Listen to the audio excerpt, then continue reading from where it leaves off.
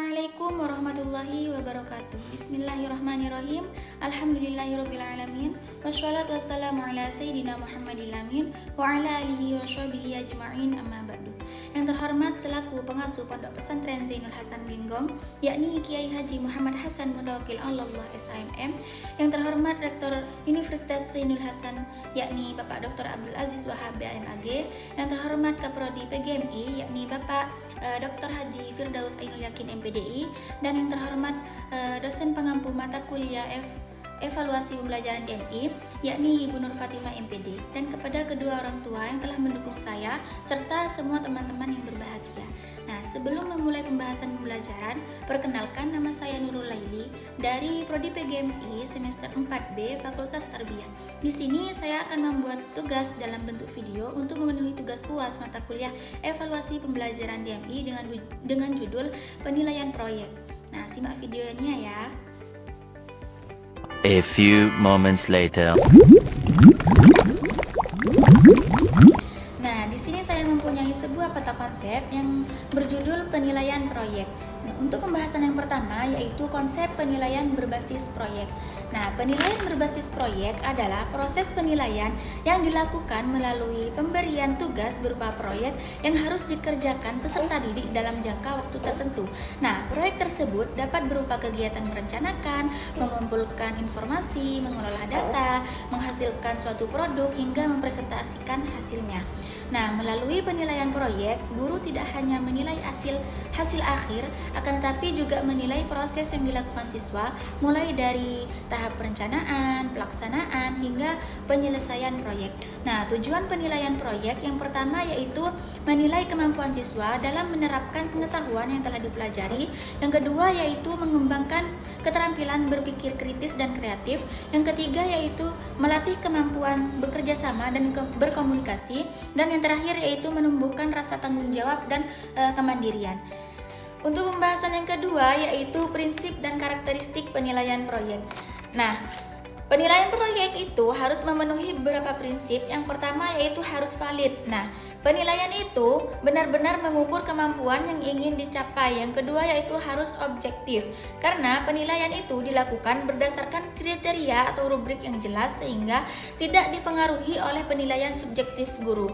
Yang ketiga yaitu harus adil. Nah, karena semua siswa itu memperoleh kesempatan yang sama dalam mengerjakan proyek. Yang keempat yaitu harus transparan. Nah, karena kriteria penilaian itu disampaikan kepada siswa sebelum proyek dimulai. Dan yang terakhir yaitu harus berkesinambungan. Karena penilaian itu dilakukan selama proses berlangsung, bukan hanya ketika proses proyek selesai. Nah, untuk karakteristik penilaian proyek yang pertama yaitu berorientasi pada proses dan hasil. Yang kedua yaitu dilaksanakan dalam waktu tertentu. Yang ketiga yaitu menghasilkan produk atau karya nyata. Yang keempat yaitu menuntut siswa aktif dalam mencari informasi dan memecah masalah. Yang kelima yaitu mendorong kolaborasi dan keaktifan siswa. Dan yang terakhir yaitu mengintegrasikan pengetahuan, keterampilan, dan juga sikap. Pembahasan yang ketiga yaitu penilaian proyek dalam implementasi kurikulum Merdeka. Nah, dalam kurikulum Merdeka itu penilaian proyek menjadi salah satu bentuk asesmen yang penting karena pembelajaran berpusat pada peserta didik. Nah, guru tidak hanya mengukur penguasaan materi, akan tetapi juga perkembangan kompetensi dan karakter siswa. Nah, penilaian proyek itu digunakan untuk mengetahui sejauh mana nih siswa mampu menerapkan pengetahuan dalam kehidupan nyata melalui berbagai aktivitas pembelajaran. Nah, penilaian proyek juga mendukung pelaksanaan proyek penguatan profil pelajar Pancasila atau yang biasanya disebut P5. Nah, karena siswa belajar melalui pengalaman langsung.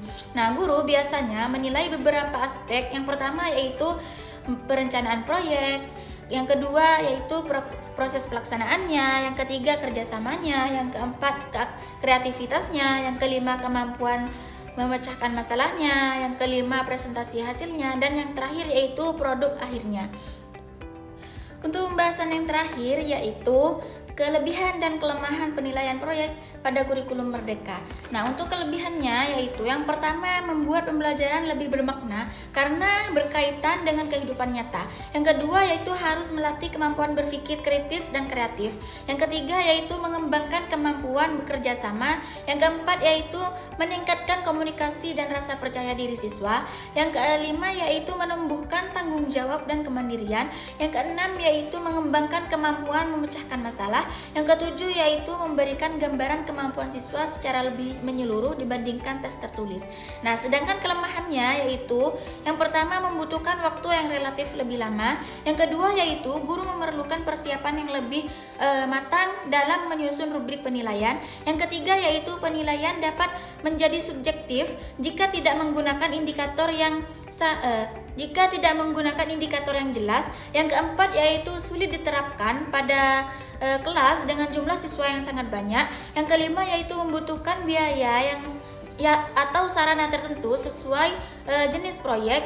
Dan yang terakhir yaitu tidak semua siswa memiliki kemampuan bekerja sama yang sama sehingga pembagian tugas dalam kelompok terkadang kurang merata. Nah, kesimpulan dari penjelasan yang ada pada peta konsep ini yaitu penilaian proyek merupakan bentuk asesmen yang menilai kemampuan peserta didik melalui penyelesaian suatu proyek secara bertahap. Nah, mulai dari perencanaan hingga hasil akhir. Nah, dalam kurikulum Merdeka, penilaian proyek berperan penting karena mendukung pembelajaran yang aktif, kontekstual, dan berpusat pada peserta didik.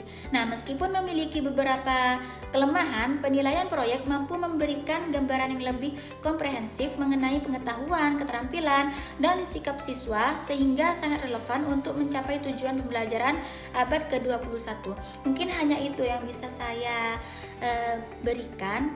Kurang lebihnya mohon maaf. Wassalamualaikum warahmatullahi wabarakatuh.